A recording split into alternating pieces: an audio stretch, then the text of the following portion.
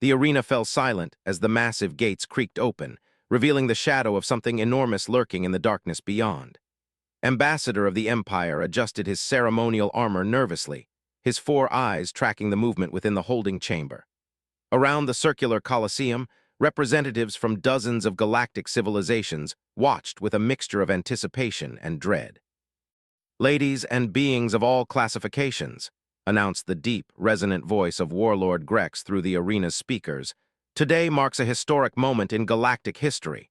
For the first time in 3 centuries, the has awakened." A collective gasp rippled through the crowd.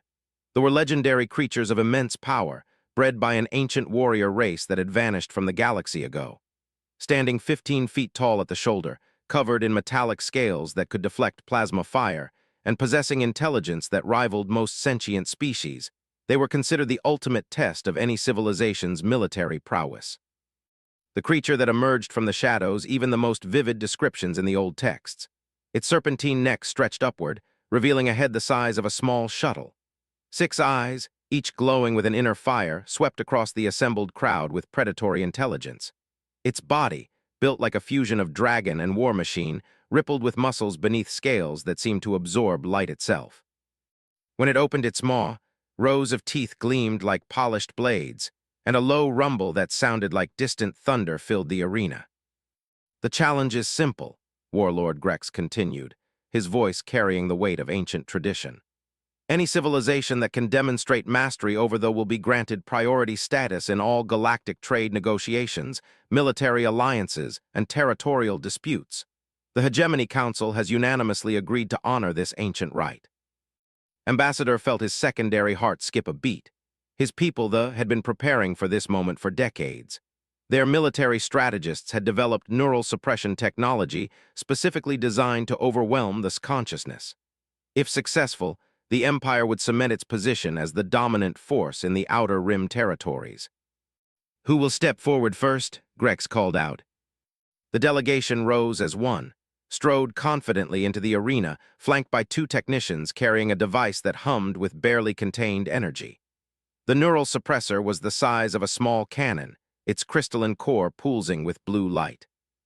"The Empire accepts the challenge," announced, his voice echoing off the arena walls. "Our neural suppression technology will demonstrate the superiority of science." The technicians activated the device. Waves of energy, invisible to most species but visible as shimmering distortions to those with the right visual spectrum, washed over the creature's massive head turned toward the source, and for a moment its glowing eyes dimmed slightly.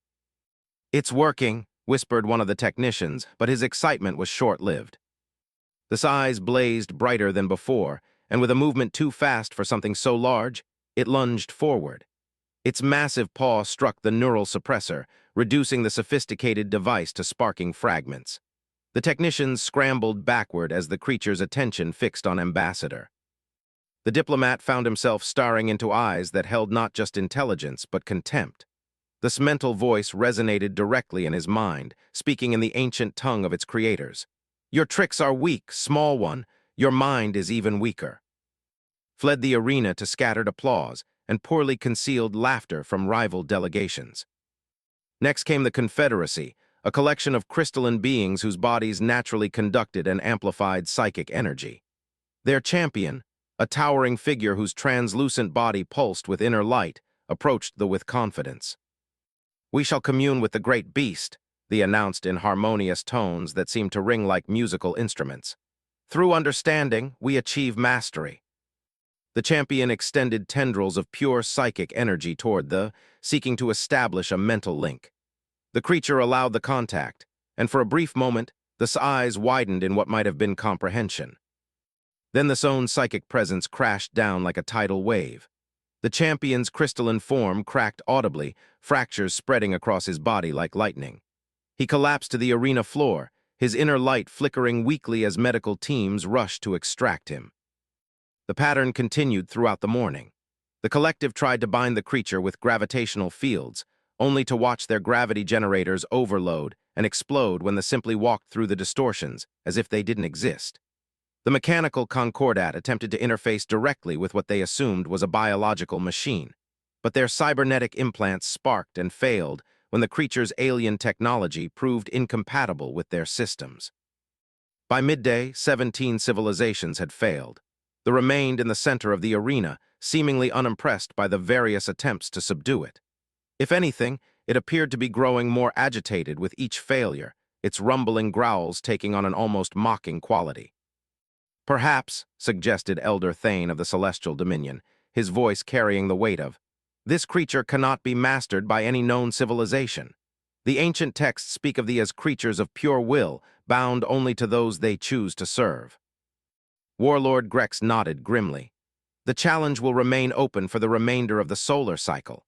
Any delegation that wishes to attempt mastery may do so, but I fear Elder Thane speaks wisdom. As the afternoon wore on, the mood in the arena grew increasingly somber. Representatives began to whisper among themselves about the implications of failure. If no civilization could master what did that say about their readiness to face the ancient threats that still lurked in the dark spaces between stars? It was then that a small commotion arose from one of the observation decks.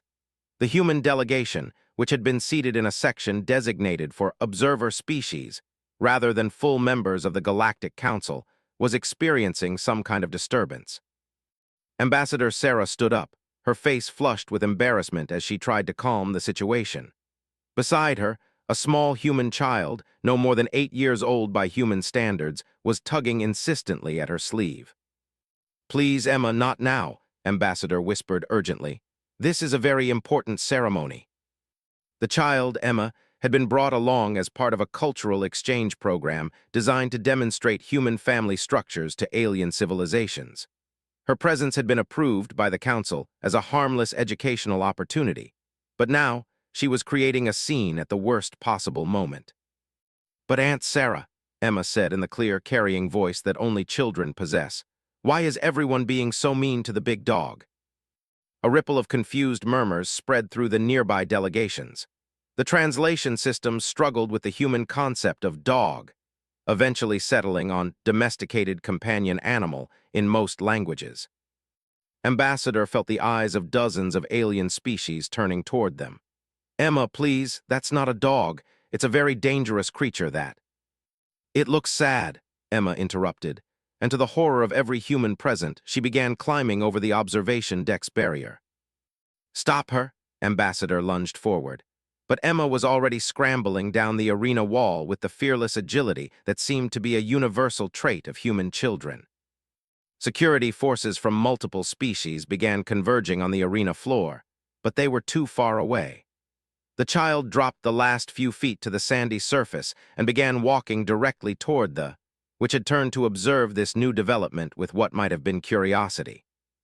The arena fell into absolute silence. 15,000 beings from across the galaxy held their breath as a small human child approached one of the most dangerous creatures in known space. Emma stopped about 10 feet from the massive beast and looked up at it with the unguarded curiosity of youth. It lowered its enormous head until it was roughly at the child's eye level, its 6 glowing orbs fixed on this strange new challenger. For a long moment, they simply regarded each other. Then Emma smiled, the bright, innocent smile of a child who saw wonder instead of danger in the world around her. "Hello, big guy," she said softly. "You look really tired. Are you okay?" This rumbling stopped. Its massive head tilted slightly, and something in those ancient eyes shifted. Where there had been contempt and barely controlled aggression, now there was something else entirely. Ambassador was climbing down into the arena now, followed by the head of security and several very agitated alien officials, but they all stopped when they saw what was happening. Emma had reached out with one small hand and was gently touching the creature's snout. This legendary beast that had humiliated the greatest military minds in the galaxy closed its eyes and leaned into the touch like a cat seeking affection. "You're not mean at all, are you?" Emma said, her voice filled with the compassion that humans seem to possess naturally for creatures in distress. "You're just lonely. All these people keep trying to fight you, but you don't want to fight. You want a friend." They opened its eyes and made a sound unlike anything it had produced before. It was softer, almost musical, like the purr of some enormous cosmic cat. The creature lowered itself to the ground, bringing its massive body down to Emma's level. Warlord Grex's voice came over the speakers, tight with disbelief. What? What is happening down there? Emma turned toward the observation decks, her small hand still resting on the creature's head. He's not a monster, she called out, her young voice somehow carrying clearly through the vast arena.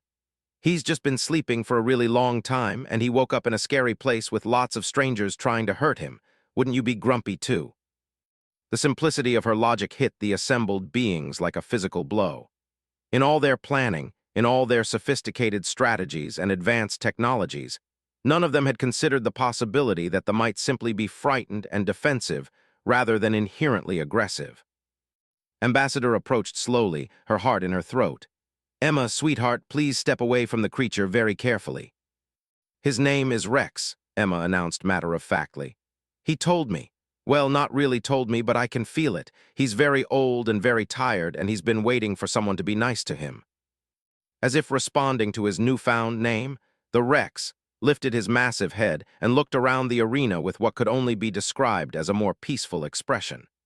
The aggressive tension that had radiated from him all day seemed to have dissipated. This is impossible, muttered Elder Thane from his observation deck. The child has achieved in moments what our greatest minds could not accomplish in hours. But even as the words left his lips, Rex began to show signs of his old agitation. His eyes started to glow brighter again, and the rumbling growl returned to his throat. Emma noticed immediately. "What's wrong, Rex?" she asked, genuine concern in her voice. The creature's massive head swung toward the observation decks, where hundreds of beings were staring down at them. Some were taking recordings, others were talking excitedly among themselves, and more than a few were clearly debating whether to call in military support. Emma followed his gaze and seemed to understand. "Oh, I see. Too many people watching makes you nervous." She turned to face the crowd, her small figure dwarfed by the massive creature behind her. "Could everyone please be quiet?" she called out with the confident authority that only children possess. "You're making Rex uncomfortable, and when he's uncomfortable, he gets cranky." To Ambassador's amazement, the arena actually grew quieter.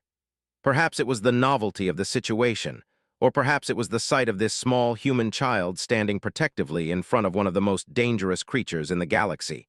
But the assembled representatives seemed to comply with her request.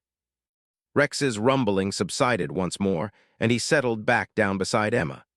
The child resumed gently stroking his snout, and the creature's eyes half closed in what appeared to be contentment. "Emma," Ambassador said carefully, "I need you to come with me now. This is very dangerous." The child looked up at her with the patient expression of someone explaining something obvious to an adult. "He's not dangerous when he's happy, Aunt Sarah. He's only dangerous when people try to hurt him or scare him." As if to prove her point, Rex's massive head turned toward Ambassador. For a moment she found herself staring into those 6 glowing eyes, and she understood what all the previous challengers had experienced. There was indeed an intelligence there, ancient and vast, but it wasn't malevolent. It was simply tired. "Rex," Emma said, drawing the creature's attention back to her, "these are my friends. They're not going to hurt you, okay?" The studied Ambassador for a long moment, then made a soft, rumbling sound that might have been acknowledgement. The tension that had built up during their eye contact dissipated. From the observation deck, Warlord Grex's voice boomed out again. "Young human, do you understand what you have accomplished?" Emma looked up toward the source of the voice, shading her eyes with her free hand while keeping the other on Rex's head. "I made a new friend." A sound like laughter rippled through portions of the crowd, though whether it was amusement or disbelief was hard to determine. "You have done what the greatest military minds in the galaxy could not," Grex continued. "You have achieved mastery over the—" Emma's brow furrowed in confusion. "I didn't master anything. I was just nice to him." She paused, then added with the blunt honesty of childhood, "Maybe if everyone else had tried being nice instead of mean, they would have made friends too." The words hit the arena like a thunderbolt. In the shocked silence that followed, more than one alien representative felt the sting of a truth so simple that they had completely overlooked it. But even as the implications of Emma's success began to sink in, a new problem was emerging. Rex was growing restless again, his head lifting and turning as if searching for something. His rumbling took on a more urgent tone. "What is it, boy?" Emma asked, her hand still on his snout. The creature's response was to suddenly rise to his full height, his massive form casting a shadow across the arena floor. His 6 eyes blazed as he looked toward one of the arena's exit tunnels, and the rumble in his throat became a full-throated roar that shook the very foundations of the Colosseum. Alarms began blaring throughout the facility as security sensors detected massive energy signatures approaching from space. The arena's defensive shields flickered to life just as the first explosion rocked the structure. Through the transparent sections of the arena's dome, everyone could see them. Ships of a design none of them recognized, sleek and dark as they descended through the atmosphere with obvious hostile intent. "Unknown vessels," came the urgent voice of the station commander over the communications system. "You are in violation of Galactic Treaty. Identify yourselves immediately or face defensive action." The response came in the form of more weapons fire, this time targeting the arena directly. The shields held, but barely, and warning lights began flashing throughout the facility. Rex's roar intensified, and suddenly Emma understood. "They're the bad guys," she whispered, her eyes wide with a child's instinctive recognition of danger. But then her expression changed, becoming more determined than afraid.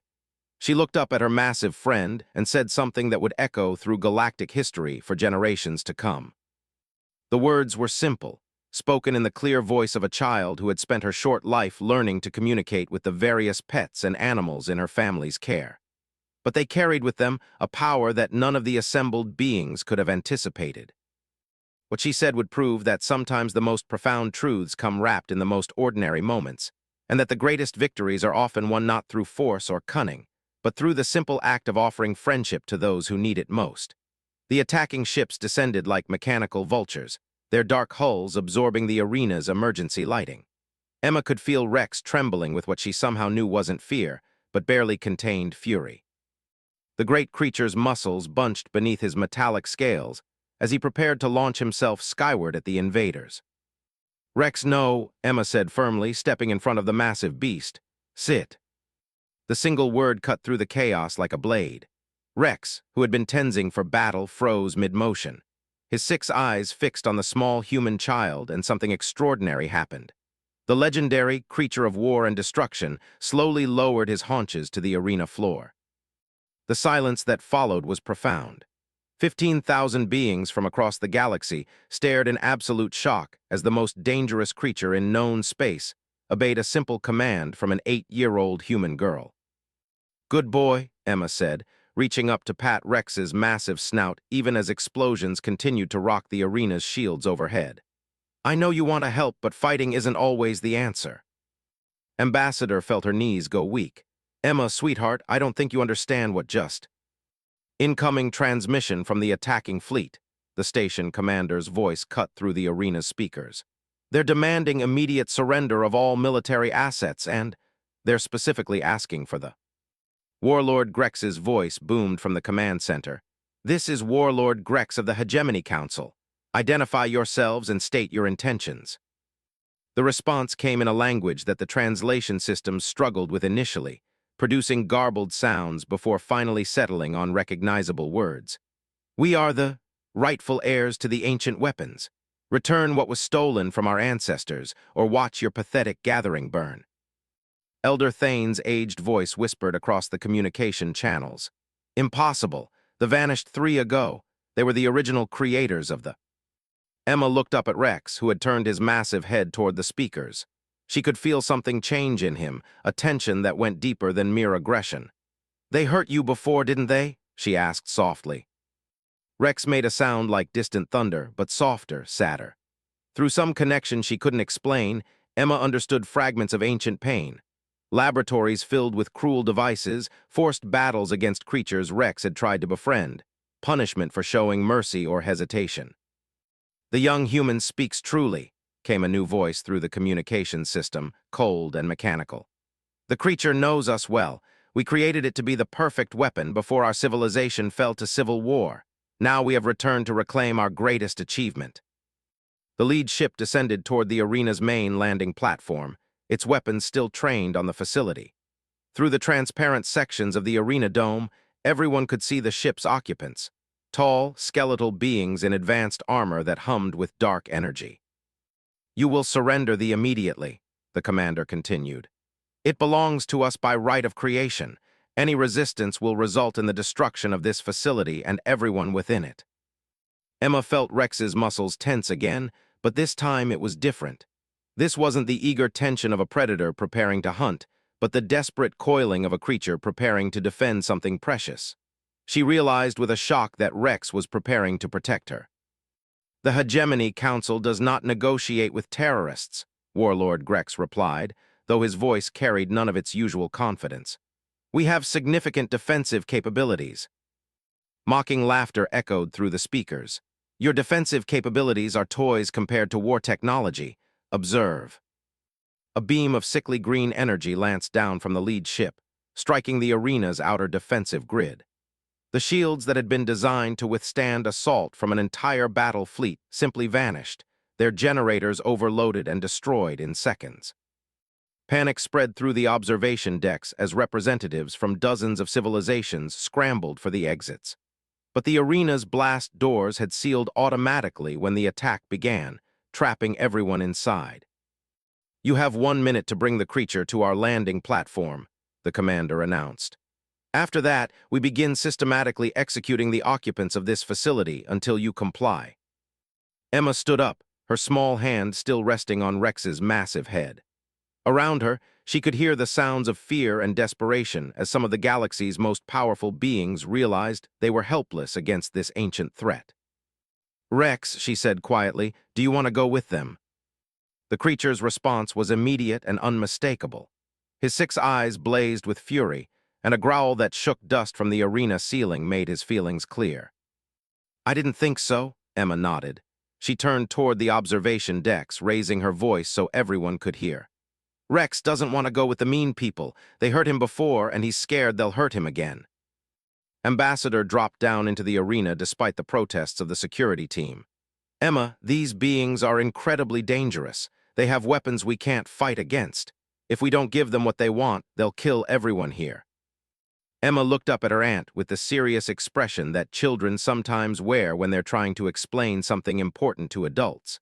"But giving bullies what they want just makes them stronger, right? That's what Mom always says." "This is different, sweetheart. These aren't schoolyard bullies, these are." "They're still bullies," Emma interrupted with the absolute certainty of childhood logic. "They're just bigger bullies with bigger toys." On the observation deck, Elder Thane was consulting ancient texts stored in his species' collective memory banks. "The historical records speak of this fall," he announced over the communication system. "They destroyed themselves in civil war because they could not control their own creations. They were not the only weapons they built. There were others, worse things that turned against their makers." 30 seconds, came the cold voice of the commander. Emma looked up at Rex, who was staring at the alien ships with an expression of what could only be described as resigned dread. She could feel his ancient memories, fragments of a time when he had been forced to do terrible things by these same beings. "You know what, Rex?" Emma said, her voice taking on the determined tone of someone who had made an important decision. "I think it's time to stop letting bullies make the rules."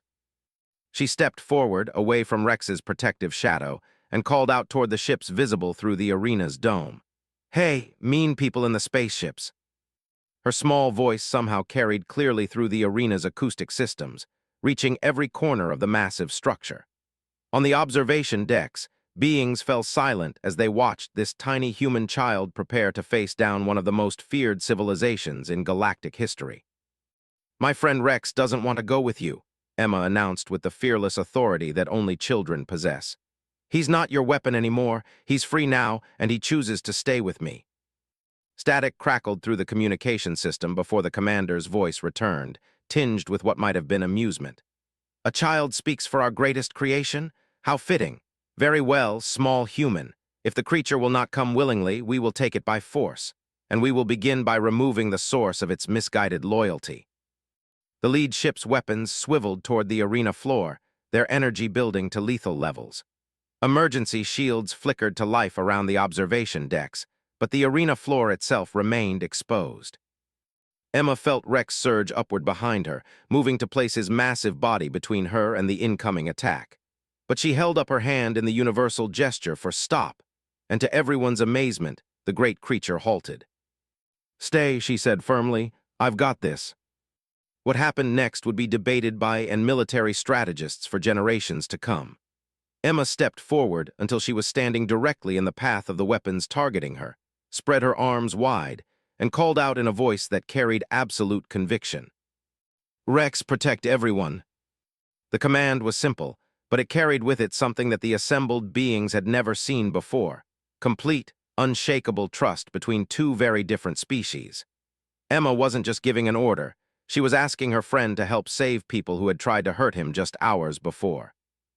Rex's response was immediate and devastating. The creature that had seemed merely large and dangerous before revealed what he truly was: a living weapon designed by an advanced civilization at the height of their technological power. His scales shifted and separated, revealing energy channels that ran throughout his body like glowing veins. His 6 eyes blazed with light that made the arena's emergency lighting seem dim by comparison. But instead of attacking the ships directly, Rex did something unexpected. He opened his massive maw and released not a roar, but a sound that seemed to resonate on frequencies that touched the very fabric of space-time itself. The ships, which had been descending with predatory confidence, suddenly lurched in the air as their navigation systems went haywire. The strange harmonics coming from Rex were interfering with their advanced technology in ways their designers had never anticipated. "Impossible," came the commander's voice, now edged with concern. "The creature was not designed with sonic warfare capabilities." Elder Thane's voice cut through the confusion. Unless it has been evolving. They were created to be adaptive weapons. Perhaps 3 of dormancy has allowed it to develop new capabilities." Emma felt Rex's distress as he maintained the defensive frequency. This wasn't a natural ability for him. It was something he was improvising, drawing on systems that hadn't been designed to work together. She could sense that he couldn't keep it up for long without causing himself serious harm. "That's enough, Rex," she said gently. "You did great, but you don't need to hurt yourself." The harmonic attack ceased immediately, and Rex sagged slightly, exhaustion visible in his massive frame. The ship stabilized, but their commanders were clearly shaken by the unexpected defensive capability. "Clever," the commander admitted, "but this changes nothing. We have other weapons, other approaches. The creature will be ours." That's when Ambassador stepped forward, her diplomatic training finally overcoming her parental panic. "Wait," she called out. "Before you resume hostilities, I think there's something you need to understand about what you're trying to reclaim." She gestured toward Emma and Rex, who were standing together in the center of the arena. "You created it to be the perfect weapon, correct? Adaptive, intelligent, powerful." "Obviously," came the cold reply. "Then you should appreciate that it has adapted beyond your original parameters," continued, her voice carrying the authority of someone who had spent decades negotiating with hostile alien species. "It has developed something you never programmed into it: the ability to choose." "Weapons do not choose," the commander snapped. "They obey." "This one doesn't," Emma called out, her small hand resting protectively on Rex's foreleg. "Rex chooses to be good. He chooses to help instead of hurt. He chooses to be my friend." As if responding to her words, Rex lowered his massive head until it was level with Emma's, and made a soft rumbling sound that seemed almost like purring. The contrast between this gentle giant and the fearsome creature that had terrorized the arena's challengers earlier could not have been more stark. "You see," Ambassador continued, "you didn't just create a weapon. You created a sentient being capable of growth, learning, and moral choice. By galactic law, that makes it a citizen, not property." Silence stretched across the communication channels as the implications sank in. Around the observation decks, representatives began to murmur among themselves as they realized what the human diplomat was suggesting. Elder Thane's voice rose above the whispers. "Ambassador speaks truly. The Galactic Charter clearly states that any being capable of moral reasoning and self-determination cannot be owned by another." "Ridiculous," the commander snarled. "We created it. It belongs to us regardless of your primitive laws." "Then prove it," Emma said suddenly, her young voice cutting through the argument with startling clarity. "If Rex really belongs to you, then call him. Order him to come to you." The challenge hung in the air like a thrown gauntlet. In the observation decks, beings held their breath as they waited to see what would happen. Designation Rex 7741, the commander's voice boomed with the authority of ancient command protocols. Report to extraction point immediately. Override all conflicting directives. Rex's body went rigid as the old programming tried to assert itself. His eyes flickered between their normal glow and a harsh red light that spoke of systems trying to override his newfound autonomy. For a moment, it seemed as though he might actually obey. Then Emma reached up and gently touched his snout. "It's okay, Rex. You don't have to do anything you don't want to do. You're free to choose." The red light in Rex's eyes died completely, replaced by the warm glow that had become familiar over the past few hours. He looked down at Emma, then toward the ships and made his choice. Instead of moving toward the extraction point, Rex settled down beside Emma and with deliberate defiance, rolled over onto his side like an enormous dog seeking belly rubs. The gesture was so unexpectedly playful, so utterly contrary to the image of a terrifying war machine, that laughter actually rippled through portions of the crowd. Here was one of the most dangerous creatures in the galaxy acting like an oversized pet. Emma giggled and began scratching Rex's belly, which produced a rumbling purr that could be felt through the arena floor. "Good boy, Rex. You chose to stay with your friends." The silence from the ships was profound. When the commander's voice finally returned, it carried a note of something that might have been uncertainty. "This is impossible. The conditioning protocols are unbreakable. No has ever disobeyed a direct command from its creators." "Maybe that's because none of them ever had a friend before," Emma said simply, continuing to pet Rex's massive belly. It was then that something remarkable happened. Other sounds began to echo from the ships, not from their commanders but from other sources. Voices speaking in the same language but with different tones, different inflections. Elder Thane's eyes widened as his translation systems worked to parse the conversations. "There's disagreement among their forces," he announced. "Some of them are questioning their mission." The main commander's voice cut through the other conversations with harsh authority. "Silence! The creature belongs to the Empire, and we will not be by a primitive child and her simple words." But the damage was done. Doubt had been introduced into a force that had operated on absolute certainty. The sight of their ultimate weapon choosing friendship over obedience was challenging fundamental assumptions about power and control. "Perhaps," came a different voice from the fleet, younger and less certain than the commanders, "we should reconsider our approach, if the creature has truly evolved beyond our original parameters." "Traitor," the commander snarled, "you forget your place." Emma looked up from where she was playing with Rex and called out toward the ships. "You don't all have to be mean, you know. Rex would probably be friends with you too if you asked nicely." The simple statement hit the fleet like a photon torpedo. Here was a child offering friendship to beings who had come to threaten and destroy, and she was making the offer on behalf of the very creature they sought to reclaim. Rex seemed to understand what Emma was suggesting.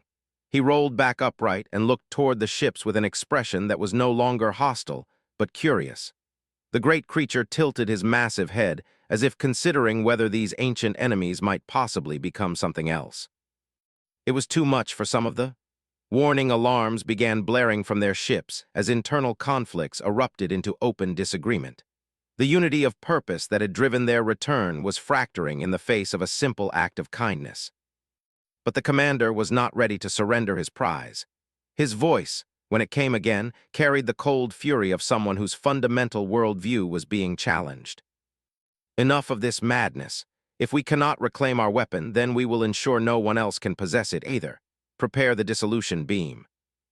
The lead ship's entire front section began to glow with an ominous energy that made the arena's remaining shields flicker just from proximity. This was clearly a weapon of last resort, something designed to completely unmake its target at the molecular level. Emma felt Rex tense beside her, but this time his protective instincts were focused entirely on her safety. The great creature was preparing to shield her with his own body, even knowing it might mean his destruction. "No," Emma said firmly, standing up and placing herself between Rex and the charging weapon. "Nobody gets hurt today, that's final." What she did next would become the stuff of legend throughout the galaxy, retold in a dozen different languages, and remembered for generations to come. Faced with a weapon that could unmake matter itself, an 8-year-old human child did the only thing that made sense to her. She looked up at the ships with the patient expression of someone dealing with particularly difficult children, put her hands on her hips, and used the tone that mothers and teachers had been perfecting for. And the single word she spoke would change everything. The word came from Emma with such absolute authority that it seemed to resonate through the very fabric of space itself. It wasn't shouted or screamed. It was simply stated with the unshakable conviction of someone who expected to be obeyed, not because they held power, but because they were right. The effect was immediate and impossible. The dissolution beam, which had been building to lethal intensity, flickered and died. Across the fleet, weapons systems powered down without any commands being given. For a moment that stretched into eternity, the ancient warships hung motionless in the air, their crews staring at their control panels in confusion. "What happened to our weapons?" came a bewildered voice from one of the ships. "All systems showing offline," reported another. "No mechanical failures detected, but nothing will respond to firing commands." The lead commander's voice crackled with fury and disbelief. "This is impossible. Our weapons do not simply cease functioning because a child tells them to stop." Emma looked up toward the ships with the patient expression of someone dealing with particularly stubborn students. "Your weapons stopped because Rex asked them to," she explained matter-of-factly. "He's been talking to them since you got here." Around the arena, the assembled beings turned to look at Rex with new understanding. The great creature's scales were still showing the energy patterns they had seen during his sonic attack, but now those patterns were more complex, more purposeful. He wasn't just generating interference, he was communicating. Elder Thane's voice carried wonder as he spoke. "Of course, they were designed to interface with technology, but if the creature has evolved beyond its original parameters." "He's been learning how their ships work while they were trying to threaten us," Emma said, scratching behind what might have been Rex's ear. "He's really smart. He figured out how to tell their computers to be nice instead of mean." "Impossible," the commander repeated, but his voice had lost its certainty. "The creature cannot override our command protocols. Our systems are protected by—" His words trailed off as a new voice filled the communication channels. It was Rex, but not the rumbling vocalizations they had heard before. This was something else entirely, a harmonic language that their translation systems recognized as ancient technical code. "Translation incoming," announced the arena's computer systems. Message reads, "Why do you seek to destroy when you could choose to create? Why do you choose fear when you could choose friendship? The small, bright one has shown me a better way. Will you not listen?" Silence filled the arena as the implications sank in. Rex wasn't just talking to the ship's computers. He was talking to themselves in their own ancestral language, asking them to consider a different path. "The creature speaks our oldest tongue," whispered one of the younger voices. "The language of our builders from before the Great War that destroyed our civilization." "It remembers," said another. "After all these, it remembers the words our ancestors used when they still created beauty instead of weapons." The main commander's voice cut through the wonder with harsh authority. "Sentimental foolishness. The old ways led only to weakness and destruction. We are what we are because we learned to take what we need by force." But Emma was already shaking her head. "That's not what Rex remembers," she said softly, her small hand resting on the creature's massive foreleg. "He remembers the people who made him before they got scared and mean. He remembers when they used to create beautiful things, when they explored space to make friends instead of to fight." Rex made another series of harmonic sounds, and the translation systems worked to convert his words. "I remember the singing ships that danced between the stars. I remember the gardens that floated in space, where children of many species played together. I remember when the makers smiled instead of screamed." From the observation decks, Ambassador watched in amazement as her 8-year-old niece facilitated a conversation between a legendary war machine and the ancient civilization that had created him.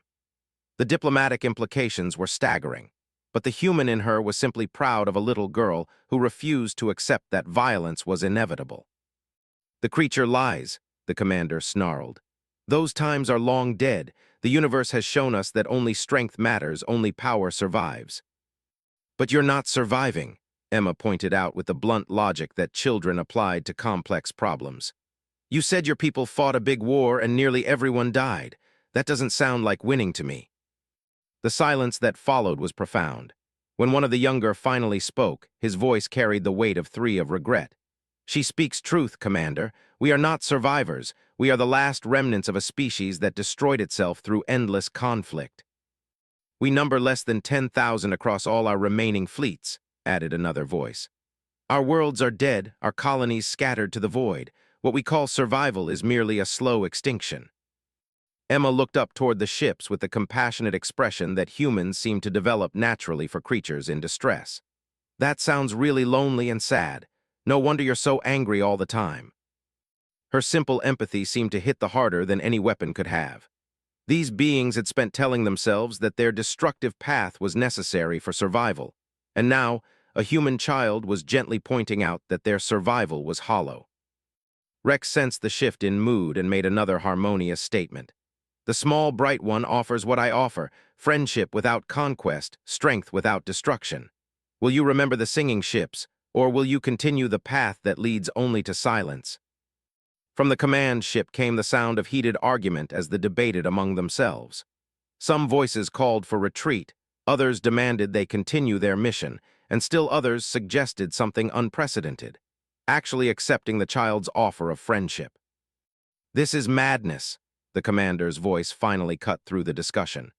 We do not make friends with primitives and stolen weapons. If the creature will not serve us, and if it cannot be destroyed, then we will take our leave and find other ways to reclaim our heritage. But even as he spoke, it was clear that his authority was fracturing. Other ships in the fleet began powering down their weapons systems entirely, their crews openly defying orders to maintain hostile positions. Emma stepped forward, still keeping one hand on Rex's massive form. Before you go, she called out toward the retreating command ship, Rex wants to give you something. The great creature turned toward the ships and opened his mouth, but instead of the destructive frequencies he had used earlier, he produced something entirely different. It was music, complex, beautiful harmonies that seemed to contain the essence of starlight and cosmic winds. The translation systems didn't even try to convert the sounds into words. They were beyond language, expressing concepts of beauty and wonder that could only be experienced directly. The Song of Making, whispered one of the in obvious shock. He remembers the Song of Making. Impossible, the commander breathed, his voice suddenly uncertain. That song was lost when our died. No living being knows those frequencies. Rex continued his performance, and as he sang, something remarkable happened. The energy patterns flowing through his scales began to shift and dance, creating visual representations of the music that painted themselves across his massive form like living art. He learned it from your computers, Emma explained, her voice soft with wonder at the beauty of Rex's song. Your ships still remember the old songs even if you've forgotten them. Rex found them in their memory banks and learned how to sing them again. The implications hit like a physical blow. Their own technology contained the cultural heritage they thought had been lost forever, and it had taken an alliance between a human child and their own creation to recover it. When Rex's song finally ended, the silence was profound. Then, from one of the ships came an answering harmony, tentative at first, then stronger as other voices joined in. The ancient beings were remembering how to sing the songs of their ancestors. Magnificent, Elder Thane whispered from the observation deck. They're rediscovering their own cultural identity through the creature they created to destroy it. The commander's ship remained silent, but around it, the rest of the fleet was transforming. Weapons systems that had been designed for destruction were being reconfigured, their energy patterns shifting to match the harmonies they were creating. You see, Emma said, looking up toward the ships with obvious delight. You can make beautiful things when you try. Rex thinks you should make more music and less shooting. Rex made a sound of agreement, adding his own harmonic commentary that roughly translated as, The small bright one speaks wisdom. Beauty creates more beauty, but destruction creates only emptiness. From the fleet came the voice of one of the younger. Commander, with respect, perhaps we should reconsider our mission. If the creature, if Rex, has truly evolved beyond our original parameters, then perhaps it represents not a loss of our heritage, but an evolution of it. The child offers us something we have not known in, added another voice. Acceptance without conquest. Perhaps it is time to remember who we were before fear made us into what we have become. The commander's ship began to pull away from the formation, its weapons still powered but no longer targeting the arena. "Do what you will," his voice came across the channels, bitter with defeat. "I will not watch our people reduced to the level of children and their pets." But as his ship moved to leave, Rex did something unexpected. The great creature rose to his full height and sang again, not the song of making this time, but something sadder, more plaintive. The translation that followed brought tears to more than one pair of alien eyes. "Do not leave in anger, Maker, who fears. The small, bright one's friendship is large enough for all, even those who cannot yet believe in it. When you tire of the dark between stars, follow the singing ships home." The commander's ship paused at the edge of the system, its engines cycling as if the pilot was torn between fleeing and returning. When his voice finally came across the channels again, it carried the weight of three of regret. "Home died with our creature. There is no going back to what we were." Emma stepped forward, her young voice somehow carrying across the vast distances of space. "But there is going forward to what you could be. Rex told me that homes aren't just places, they're wherever people care about each other." The simple wisdom of her words seemed to reach something deep within the commander. His ship held its position at the edge of the system, engines cycling but no longer moving away.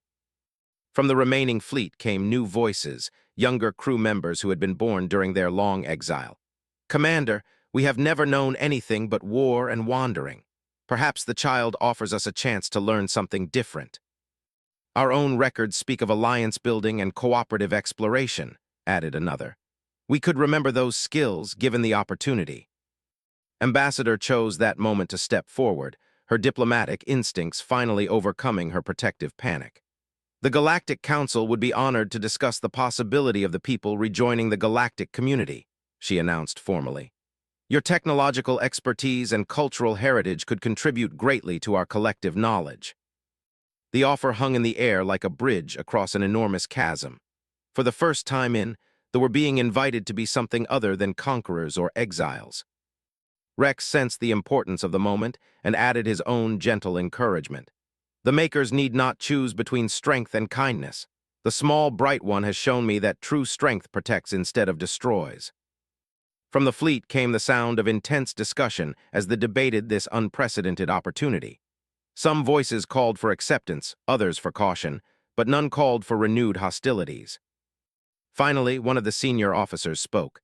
"We would need guarantees, protocols for peaceful interaction. Our people have been warriors for so long that we have forgotten how to be anything else." Emma looked up at Rex with a grin.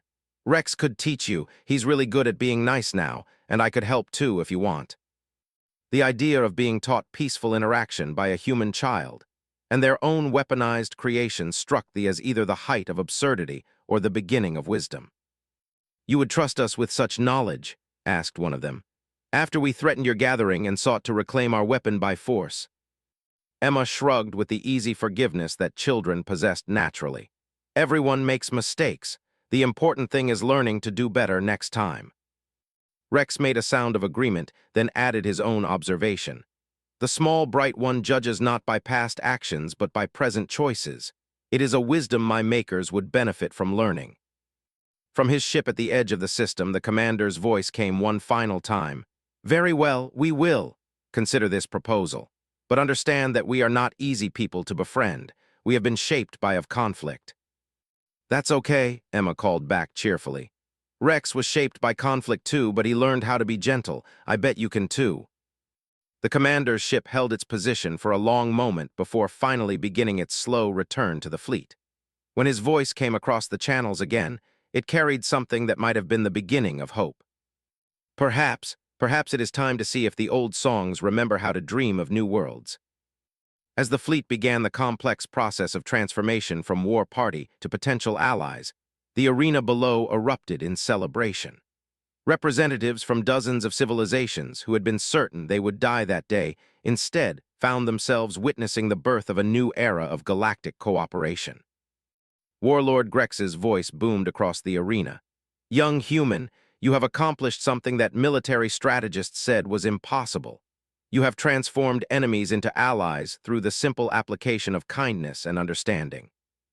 Emma looked around at all the celebrating aliens, then up at Rex, who was watching the proceedings with obvious satisfaction. "We didn't really do anything special," she said. "We just treated everyone like they mattered." Rex lowered his massive head until he was eye level with Emma and made a soft, rumbling sound that the translation systems rendered as, "The small, bright one has taught me that mattering is not about power or fear, but about the choice to care for others." Ambassador approached slowly, still somewhat stunned by the day's events.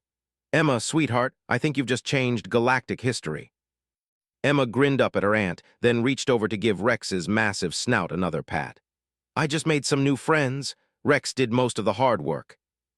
From the observation decks came the sound of sustained applause as representatives from across the galaxy showed their appreciation for what they had witnessed.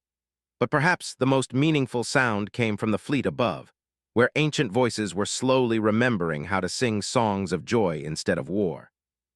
Elder Thane's voice carried across the arena. "Today we have seen proof that the greatest victories are not won through force of arms, but through the courage to offer friendship to those who have forgotten what kindness looks like." Emma looked around at all the celebration and felt a warm glow of satisfaction. Today had started with a scary ceremony and a lonely creature, and it was ending with new friends and beautiful music. Rex settled down beside her, his massive form radiating contentment as he watched the former enemies learning to work together above them. The great creature's eyes had lost all traces of their earlier aggression, replaced by something that looked remarkably like peace. "Good boy, Rex," Emma said softly, giving him one final pat. "I told you everything would work out okay." And as the arena filled with the harmonies of species learning to sing together, everyone present understood that they had witnessed something extraordinary. Proof that sometimes the most complex problems could be solved with the simplest solutions, and that the greatest strength came not from the power to destroy, but from the courage to care. The galaxy would never be quite the same again, and it would all be because a human child had looked at a legendary war machine and seen not a weapon, but a friend who just needed someone to believe in him.